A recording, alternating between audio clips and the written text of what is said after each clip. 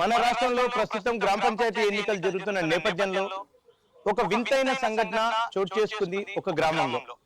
ఇప్పుడు మనం అదే గ్రామంలో ఉన్నాం. ఆ వింతైన సంఘటన ఏమిటంటే, గ్రామ పంచాయతీ అభ్యర్థులుగా పోటీ చేస్తున్నటువంటి ఇద్దరు స్నేహితులు సిండికేట్ గా మారి గోవాకి వెళ్లిపోయారని మనకున్నటువంటి విశ్వసనీయ వర్గ సమాచారం. మరి ఇప్పుడు ఓటుకు నోటు, బీరు బిర్యానీలు వెళ్ళి పండుగలాగా జరిగేటువంటి ప్రతి చోట ఈ గ్రామ వాస్తవ్యులు మరి అభ్యర్థులు కనిపించడం లేదు, ప్రచారం చేయటం లేదు. వాళ్ళు ఏమనుకుంటున్నారు, వాళ్ళ రియాక్షన్స్ ఏంది, వాళ్ళ మాటల్లో ఇప్పుడు ఒక్కసారి మనం అడిగి కనుక్కుందాం. సో చెప్పండి అమ్మా, మరి మీ దగ్గర మీ గ్రామ పంచాయతీ అభ్యర్థులు ఎవరైతే ఉన్నారో వాళ్ళు లేరు కదా, మీరు ఎలా ఫీల్ అవుతున్నారు చెప్పండి. సార్ మన ఒట్లే మన పోసారు, ఇద్దరు ఒకటే పత్రిక గోలపడ్డారు.